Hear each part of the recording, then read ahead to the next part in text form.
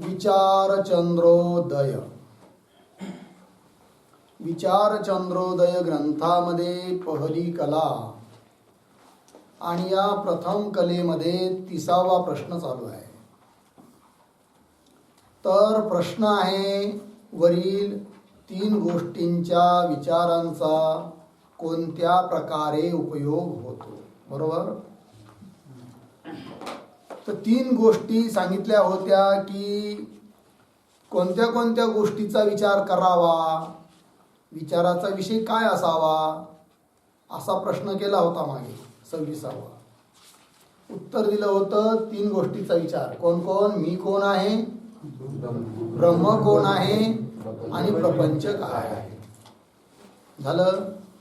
मग नंतर त्या 3 गोष्टींचं साधारण रूप काय आहे असा प्रश्न होता, त्याचंही उत्तर दिलं.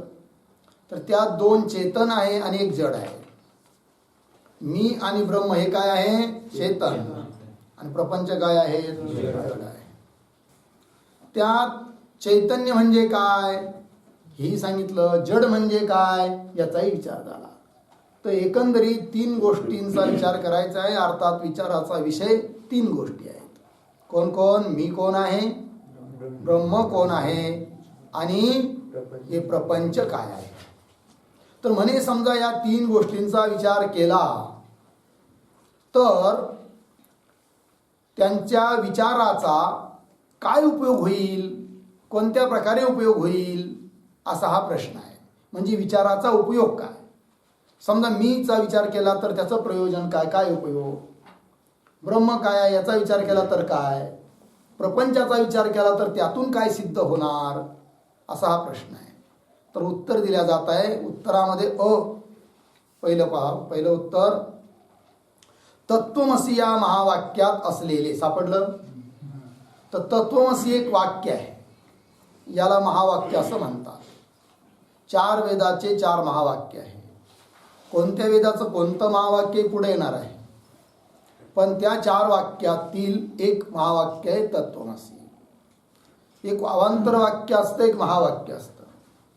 महावाक्य म्हणजे ज्या वाक्यामध्ये जीव आणि ब्रह्माच्या एकता, ब्रह्माच्या एकतेचं प्रतिपादन केलं असतं, त्या वाक्यांना म्हणायचं काय?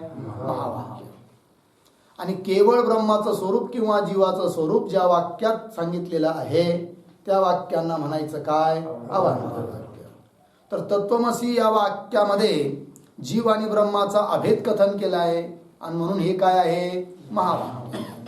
तर सांगतात याच्यामध्ये 3 पद आहे, तत्, त्वम आणि असी. तर पंक्ती पहा. तत्त्वमसी या महावाक्यात असलेले त्वमपद व तत्पद यांचा वाच्यार्थ जीव व ईश्वर यांचा उपाधिरूप जो प्रपंच, यास कसं समजायचं ते पुढे देऊ राहिलं, पण इथपर्यंतचा भाग एकदा समजून घेऊया. तर तत्त्वमसी या महावाक्यामध्ये एक त्वम पद आहे, एक तत्पद आहे. पद म्हणजे शब्द. शब्द म्हटला की त्याचा एक अर्थ असतो. तर ते अर्थ 2 प्रकारचे. एक असतो शक्यार्थ आहे की नाही, एक असतो लक्ष्यार्थ. शक्यार्थालाच आणखीन शब्द आहे वाच्यार्थ. ठीक आहे. तर 2 वृत्ती आहे, शक्तिवृत्ती, लक्षणावृत्ती. तर पदाच्या शक्तिवृत्तीने जो अर्थ घेतला जातो त्याला म्हणायचं शक्यार्थ आहे की नाही. अर्थात पद ऐकल्याबरोबर ऐकणाऱ्याला ज्या अर्थाची उपस्थिती सर्वात अगोदर होते तो अर्थ म्हणजेच त्या पदाचा शक्यार्थ. बरोबर. वाच्यार्थ, शक्यार्थ. आणि ज्या वेळेस शक्यार्थ जुळत नाही, शक्यार्थ घेऊन संगती बसत नाही, त्यावेळेस घेतला जातो काय? लक्षार्थ. जसं गंगेवर गवळ्याचा वाडा आहे हे वाक्य आहे. तर गंगा पदाचा शक्यार्थ कोण आहे? प्रवाह. भगीरथ रथ खाता व छिन्न जल प्रवाह. प्रवाह. प्रवाहावर वाडा असणं शक्य आहे का? नाही. गंगा शब्दाचा शक्यार्थ प्रवाह जर घेतला तर वाक्याचा अर्थ काही निष्पन्न होत नाही, वाक्यार्थ जुळत नाही. आणि म्हणून अशा वेळेस काय घ्यावा लागतो? लक्षार्थ. मग शक्य संबंधो लक्षणा, शक्यार्थाच्या संबंधी अर्थाचं ग्रहण करणे म्हणजेच लक्षार्थ आहे. तर गंगापदाचा शक्यार्थ कोण झाला? प्रवाह. आणि त्याच्या संबंधी आहे तीर, तट. तो अर्थ जेव्हा गंगापदातून घेतला जाईल तेव्हा त्याला म्हणायचं लक्षार्थ. लक्षात आलं? मग आता या ठिकाणी म्हणजे तत्वमसी या वाक्यामध्ये एक तत्पद आहे, एक त्वम पद आहे, असी पद आहे. तर तत्पदाचा शक्यार्थ काय? त्वम पदाचा शक्यार्थ काय? तर सांगताय त्वम पदाचा शक्यार्थ म्हणजेच वाच्यार्थ आहे जीव, आणि तत्पदाचा शक्यार्थ म्हणजेच वाच्यार्थ कोण आहे? ईश्वर. आणि असी पद सांगताय दोघाचा अभेद. तर तो विचार नंतर आहे. इथं फक्त आपल्याला इकडे घेऊन चालले ग्रंथकार की त्वम आणि तत् या पदाचा वाच्यार्थ जो, तत्पदाचा वाच्यार्थ ईश्वर, त्वम पदाचा वाच्यार्थ जीव, यांचा उपाधी स्वरूप आहे हा सारा प्रपंच, आहे की नाही? मग त्या प्रपंचाचा विचार केला तर तो प्रपंच कसा आहे? मिथ्या आहे. कशाप्रमाणे? दोरीवर भासलेल्या सर्पाप्रमाणे. दोरीवर सर्पाची प्रतीती होते. सर्प जसा कसा आहे? मिथ्या आहे. सत असताहून विलक्षण आहे, अनिर्वचनीय आहे. शुक्तीवर भासलेलं रजत मिथ्या आहे म्हणजे खोट आहे, दिसण्यापुरतं आहे, त्याचा काही उपयोग होत नाही. शुक्तीवर रजत भासलं आणि दिवसभर जरी भासत असलं तरी आपण त्याचे अलंकार बनवू शकत नाही, त्याचा काही उपयोग नाही, दिसायपुरता आहे. त्याचप्रमाणे स्थाणू आहे, लाकडाचं खोड, कधी कधी मनुष्य आहे असा भ्रम होतो. तर त्या ठिकाणी प्रतीतीला येणारा जो मनुष्य आहे तो फक्त दिसण्यापुरता आहे, काही त्याचा उपयोग नाही. त्याला तुम्ही लग्नाचं आमंत्रण देऊ शकत नाही, त्याला घरी बोलून आणू शकत नाही, त्याला चहा पाजू शकत नाही, त्याला जर दगड मारला तर तो रडतही नाही, काही कामाचा नाही, दिसतो फक्त. ज्याप्रमाणे या तीन दृष्टांतामध्ये दोरीवर दिसणारा सर्प, शुक्तीवर दिसणारा रजत, स्थानूवर दिसणारा पुरुष जसा मिथ्या आहे, त्याप्रमाणे तत्पदाचा वाच्यार्थ ईश्वर, त्याचा उपाधिभूत हा प्रपंच, माया आणि मायाचं कार्यभूत भौतिक पदार्थ. त्वम पदाचा वाच्यार्थ जो जीव, त्याचा उपाधिभूत व्यष्टी देहादिक प्रपंच, हा समस्त प्रपंच व्यष्टी आणि समष्टी प्रपंच तसाच दोरीवर भासणाऱ्या सर्पासारखाच मिथ्या आहे, काल्पनिक आहे, अनिर्वचनीय आहे, दिसण्यापुरता आहे, खोटा आहे, पूर्वी नव्हता, पुढे राहणार नाही, तेवढ्या काळापुरता मध्ये दिसतो आहे. आणि जो पूर्वी नव्हता, पुढे राहत नाही, मध्येच दिसतो, तो वस्तुतः नसतोच. आदौ अंते च यन्नास्ति वर्तमाने पितंतथा. मृगजळ हे सुरुवातीला सकाळी दिसत नाही, संध्याकाळी दिसत नाही, दुपारच्या वेळेस दिसतं, खरं पाहिलं तर ते नसतं. ठीक आहे. अशा रीतीने प्रपंचाचा विचार केला तर प्रपंचाविषयी मिथ्यात्वाचा निश्चय होतो. ठीक आहे. पंक्ती पहा. तत्त्वमसी या महावाक्यात असलेले त्वमपद व तत्पद यांचा वाच्यार्थ जीव व ईश्वर यांचा उपाधिरूप जो प्रपंच, यास दोरीच्या ठिकाणी सर्प एक उदाहरण, स्थानूच्या ठिकाणी पुरुष हे दुसरं उदाहरण, व मरुभूमीत मृगजल, शुक्तीचा दृष्टांत न घेता यांनी काय घेतला आहे? मरुभूमीमध्ये भासणारं मृगजल, या न्यायाने विचार करून व मिथ्या जाणून, हा दिसणारा प्रपंच कसा आहे? याप्रमाणेच दृष्टांताप्रमाणेच मिथ्या आहे. मिथ्या जाणून त्याचा त्याग करणे हा विचाराचा उपयोग आहे की नाही? प्रपंचाचा विचार करण्याचा उपयोग काय आहे? जाणलं, मिथ्या आहे कळाला, जी गोष्ट मिथ्या तिला ठेवून काय करायचं? मग तिचा काय करायचा? त्याग करायचा. या प्रपंचाचा त्याग करायचा, देहादिक प्रपंचाचा त्याग करायचा म्हणजे काय? त्याच्याविषयी दृढ मिथ्यात्वाचा निश्चय करायचा की मिथ्याच आहे, समस्त आहे, समस्त खोटा आहे, असा पक्का काय झाला पाहिजे? निश्चय झाला पाहिजे. हा त्याचा उपयोग आहे. कळलं? चला, इथं टिप्पणी दिली आहे बघा. जीव ईश्वर झालंय काल, प्रपंच झालं नाही सर, तर मग जाऊया खाली. दुसरं काय आहे? आ पाहिजे तिथं, आ आहे की नाही? बघा आता तर प्रपंचाच्या विचाराचा उपयोग सांगितला. आता पुढे बघूया, कारण तीन पदार्थ आहे की नाही? पुढे मी, जो आत्मा कोण? त्वम पदाचा लक्षार्थ कोण आहे? आत्मा. मी जो आत्मा तो तत्पदाचा लक्षार्थ कोण? जे ब्रह्म ते आहे. मी ब्रह्म आहे. मी म्हणजे आत्मा, तत् म्हणजे ब्रह्म, मी ब्रह्म आहे की नाही? तर म्हणे त्वम पदाचं दोन अर्थ झाले, वाच्यार्थ आणि लक्षार्थ. तर वाच्यार्थ कोण घेतला? जीव. जीव म्हणजे कोण? अंतकरण, अधिष्ठान चैतन्य आणि अधिष्ठान चैतन्याचं अंतकरणात पडलेलं प्रतिबिंब, तिघं मिळून जो तो झाला जीव, तो झाला वाच्यार्थ. जसं मुख, आरसा आणि आरशामध्ये पडलेलं मुखाचं प्रतिबिंब, तीन गोष्टी झाल्या की नाही? त्याप्रमाणे अंतःकरण, त्याचं अधिष्ठानभूत चैतन्य ब्रह्मचैतन्य आणि त्या चैतन्याचं अंतःकरणात पडलेलं प्रतिबिंब, तिघं झाले. तिघं मिळून जेव्हा घेतल्या जातात तेव्हा तो होतो त्वम पदाचा वाच्यार्थ, अर्थात जीव. आणि त्याच्यातून फक्त अधिष्ठान चैतन्य घेतला, त्याला कुटस्थ म्हणतात, साक्षी म्हणतात, तर तो झाला त्वम पदाचा लक्षार्थ. बरोबर? त्याचप्रमाणे तत्पदाचा एक वाच्यार्थ आहे आणि एक लक्षार्थ आहे. तर तत्पदाचा वाच्यार्थ काय? ईश्वर म्हणजे कोण? तिघं मिळून. कोण तिघं? माया, मायेचं अधिष्ठान चैतन्य आणि अधिष्ठान चैतन्याचं मायेत पडलेलं प्रतिबिंब. तीन झाले की नाही? कोण कोण? माया, अधिष्ठान चैतन्य आणि अधिष्ठान चैतन्याचं मायेत पडलेलं प्रतिबिंब, तिघं झाले.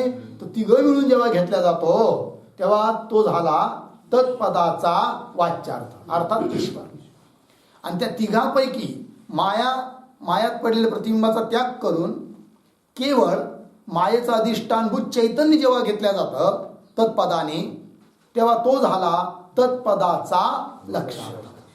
ठीक आहे. मग आता तत्त्वमसी या वाक्यातून अभेद सांगितला जाऊ राहिला ना, जीवाचा ब्रह्माशी. तर उपाधिसहित जीवाचा उपाधिसहित ईश्वराबरोबर अभेद नाही, अर्थात दोन्ही पदाच्या वाच्यार्थात अभेद नाही. मग त्वम पदाचा लक्षार्थ जो कूटस्थ चैतन्य आत्मा, तत्पदाचं लक्षार्थ जे ब्रह्मचैतन्य, त्या दोघांमध्ये काय आहे? अभेद आहे, असं जाणायचं.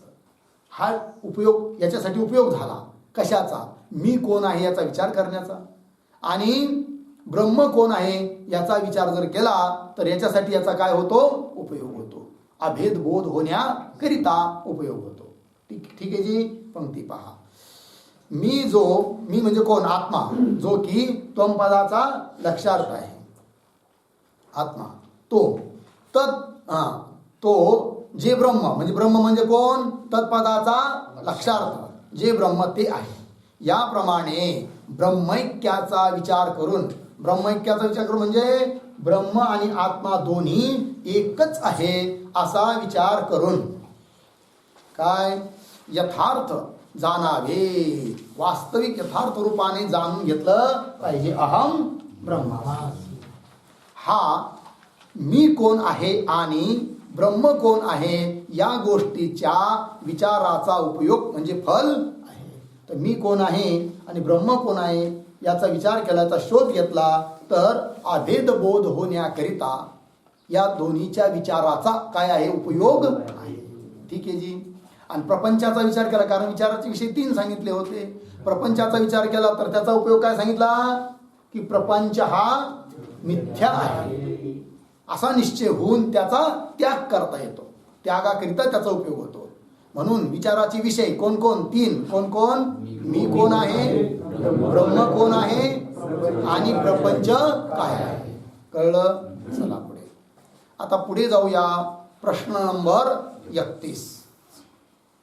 या विचाराचा अधिकारी कोण व त्याने काय केले पाहिजे? झालं. हा जो विचार आहे तुम्ही सांगितला ठीक आहे म्हणे, तर हा विचाराचा अधिकारी कोण आहे? कोण विचार करू शकतो हा? आहे की नाही? बरं, त्याने समजा अधिकारी समजला कोण आहे, पण त्याने नेमकं काय केलं पाहिजे? कसा केला पाहिजे विचार? असा विचार म्हणजे एकंदरीत विचाराचा अधिकारी कोण असा हा प्रश्न आहे. उत्तर दिल्या जात आहे अ. या विचाराचा अधिकारी उत्तम जिज्ञासू आहे. बरोबर. विचार कोण करू शकतो? जो उत्तम जिज्ञासू आहे. तो अधिकारी आहे, तोच हा विचार करू शकतो. जो उत्तम जिज्ञासू नाही, थर्ड क्लास आहे, तो विचार नाही करणार कशाचा, मी कोण आहे याचा नाही विचार करणार. विचार करील तो कोणाचा, तू कोण आहे. तू म्हणजे हे जगात आहे की नाही, बस तू दुसऱ्याविषयी विचार करील, स्वतःविषयी विचार करणार नाही. आणि जगताच्या अंतर्गत जे माईक भौतिक पदार्थ आहे ना त्याचाच विचार करील. आणि तेच विचार करतायत सारे जगातले लोक आहे की नाही. आता मला हे शिक्षण घ्यायचं, ती डिग्री मिळवायची, त्याच्यानंतर ती नोकरी लागेल, नंतर घर बांधायचं, घर बांधलं का लग्न करायचं, लग्न झाले का मग मुलं बाळ, मग गाडी घ्यायची, असं करायचं. करत करत करत करत करत त्यांचं आयुष्य संपून जातं, तरी त्यांना व्यवस्थित जगता येत नाही. आणि मग म्हातारा होतो, एखादा रोग लागतो आणि मग म्हणतो अरे आता माझा मृत्यू मला डोळ्यासमोर दिसू राहिला, माझं जगायचं तर राहूनच गेलं बा. कळलं की नाही. विचारावर संपूर्ण अवलंबून आहे मनुष्याचं जीवन. म्हणून विचार माणसाचे विचार कसे असले पाहिजे, अति चांगले असले पाहिजे. काय विचार केला पाहिजे, जगाचा विचारच करायचा नाही. जगाचा विचार करायचा नाही म्हणजे कसं, जगात काय चालू आहे, कोण कुठे गेला, कोण काय खातो, कोण कुठं धडपडतो, कोण कुठं मरतो, याचा विचार करायचा नाही. मग विचार प्रपंचाचा करायचा, पण कसा की पूर्ण हे माया आणि मायेचं कार्य भूत भौतिक प्रपंच मिथ्या आहे या रूपाने याचा विचार करायचा. एवढ्या पुरत्याचा विचार करायचा. आणि दुसरा विचार कोण, मी कोण आहे, आणि तिसरं कोण, ब्रह्म कोण आहे. कळला अर्थ. पंक्ती पहा. या विचाराचा अधिकारी कोण सांगितला मग, उत्तम जिज्ञासू.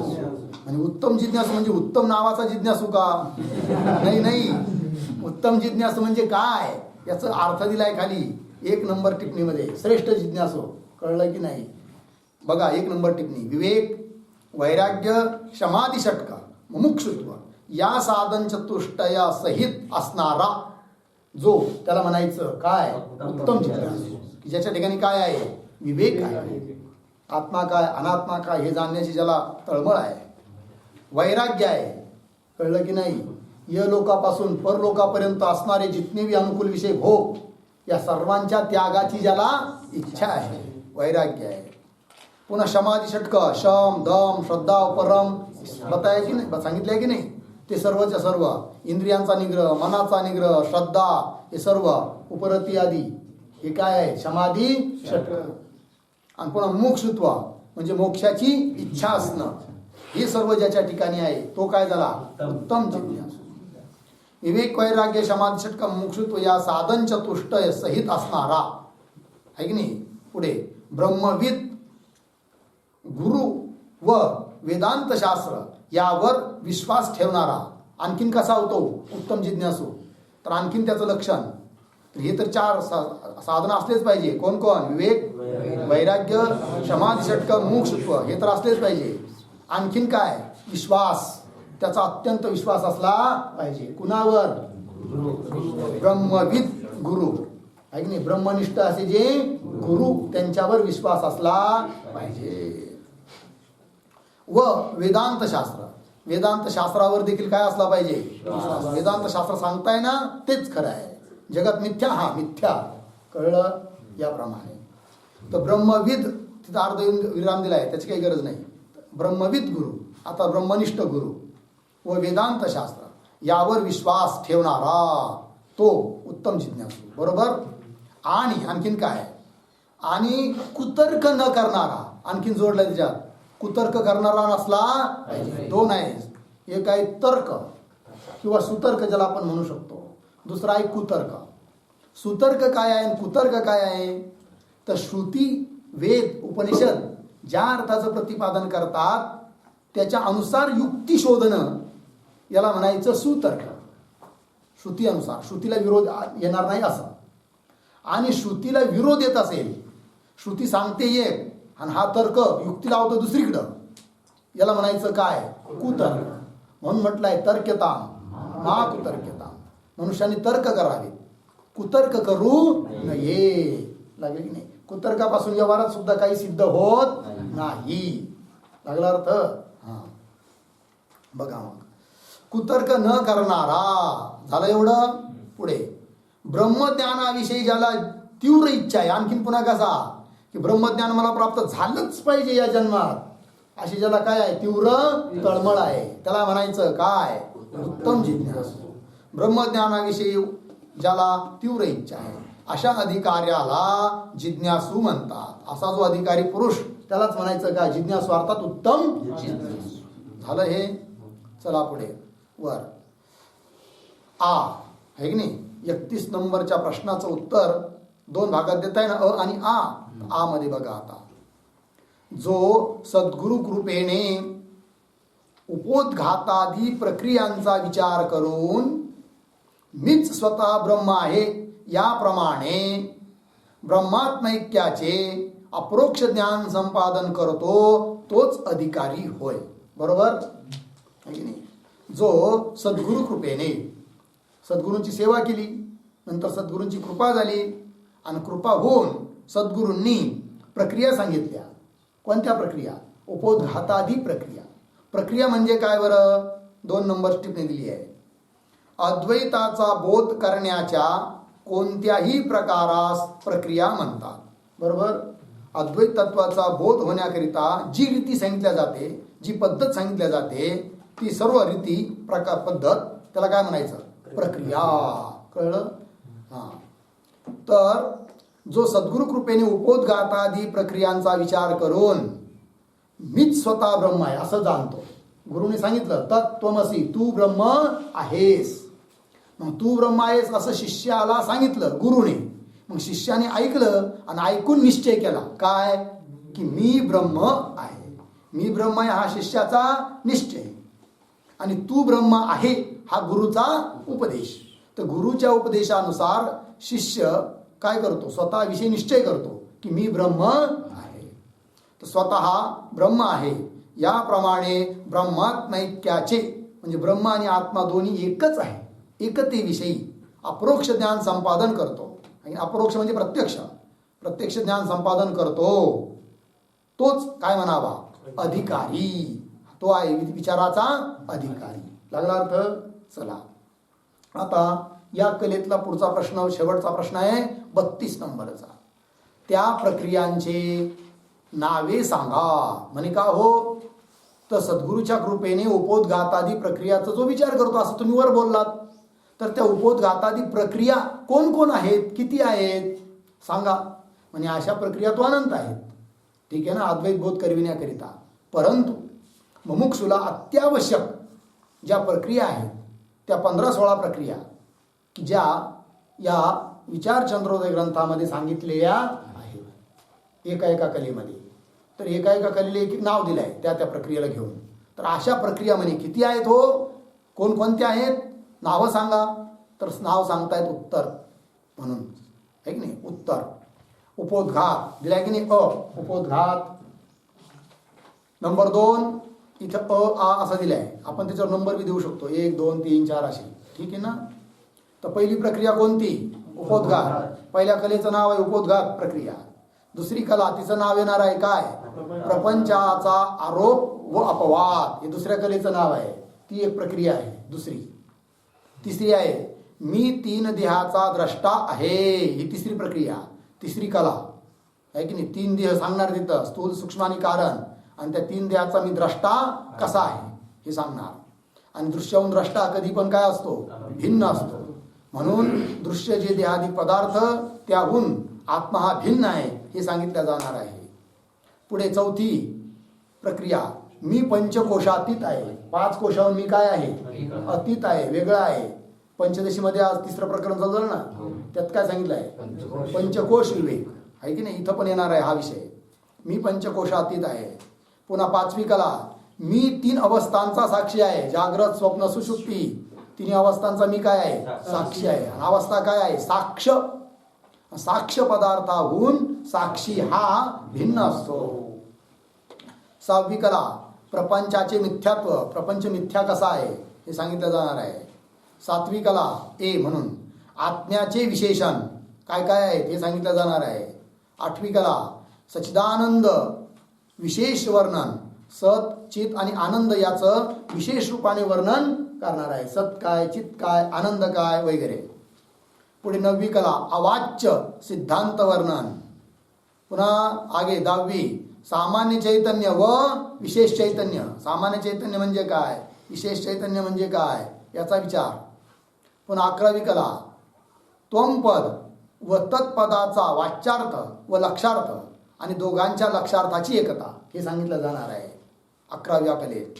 त्वम पदाचा वाच्यार्थ काय आहे, तत्पदाचा वाच्यार्थ काय आहे, त्याचप्रमाणे त्या दोन्ही पदाचे लक्षार्थ काय आहे आणि दोघांची एकता नेमकी कोणत्या अर्थात आहे, वाच्यार्थात आहे की लक्षार्थात आहे, हा सारा विचार होणार आहे 11व्या कलेत.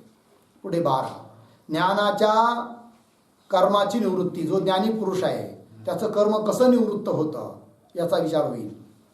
13वी कला सप्तज्ञान भूमिका. ज्ञानाच्या 7 भूमिका आहेत आहे की नाही, त्या सर्व भूमिकाचा विचार. पुढे 14वी कला जीवनमुक्ती व विधेयमुक्ती. जीवनमुक्ती काय आहे, विधेयमुक्ती काय आहे याचा विचार होईल. पुढे 15वी कला वेदांत प्रमेय. प्रमेय म्हणजे सिद्धांत, वेदांताचे काय सिद्धांत आहे प्रमेय आहे ते सांगणार. 16वी कला वेदांत पदार्थ संज्ञा आहे की नाही. वेदांत शास्त्रामध्ये जे पद आहे पदाचे अर्थ पदार्थ संज्ञा अथवा लघु वेदांत कोश किंवा दुसऱ्या भाषेत त्या कलेला नाव राहील लघु वेदांत कोश. म्हणजे वेदांतामध्ये जे नेहमी हमेशा शब्द येतात त्या पदांचे अर्थ वगैरे तिला दिल्या जाणार आहे. ही कोश ही या प्रक्रियांची नावे आहेत. असे साऱ्या काय झाल्या प्रक्रिया झाल्या. बरोबर आहे ना. याच्यावर टिप्पणी आहे कुठंतरी काय प्रक्रिया. हा प्रक्रिया शब्दावर टिप्पणी आहे. किती नंबर 3 नंबरची टिप्पणी. बरोबर बघा. तर टिप्पणीमध्ये पहा अ आ उ ख व ग आहे की नाही. म्हणजे काय नंबरनुसार पाहिलं तर 1 पहिली कला 2 दुसरी 6वी 12वी आणि ग म्हणजे 13वी. बरोबर. या प्रक्रियामध्ये म्हणजे या कलेमध्ये प्रपंचाचा विचार आहे. कारण विचाराचे विषय 3 सांगितले प्रपंच मी आणि ब्रह्म. त्यापैकी ह्या ज्या कला आहेत पहिली दुसरी 6वी 12 आणि 13 यामध्ये कशाचा विचार होईल प्रपंचाचा विचार होईल. नंबर पुढे आ मी कोण आहे याचा विचार कुठं ई आणि उ म्हणजे कला नंबर 3 4 आणि 5 या कलेमध्ये विचार होईल. तो कोणता मी कोण आहे याचा विचार होईल. आणि पुढे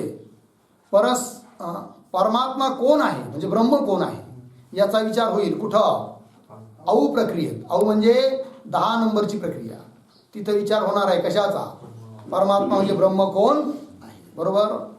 पुन्हा पुढे ब्रह्म व आत्मा या दोघांच्या स्वरूपाचा विचार होणार आहे कुठं ए आई ओ क व घ या प्रक्रियेत केला जाणार आहे. म्हणजे 7 8 9 11 आणि 14 या कलेमध्ये विचार होईल कशाचा ब्रह्म व आत्मा या दोघांचं स्वरूप काय आहे.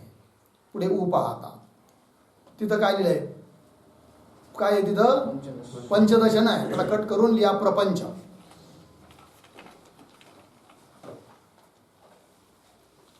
आता वाक्य वाचतो. प्रपंच व ब्रह्म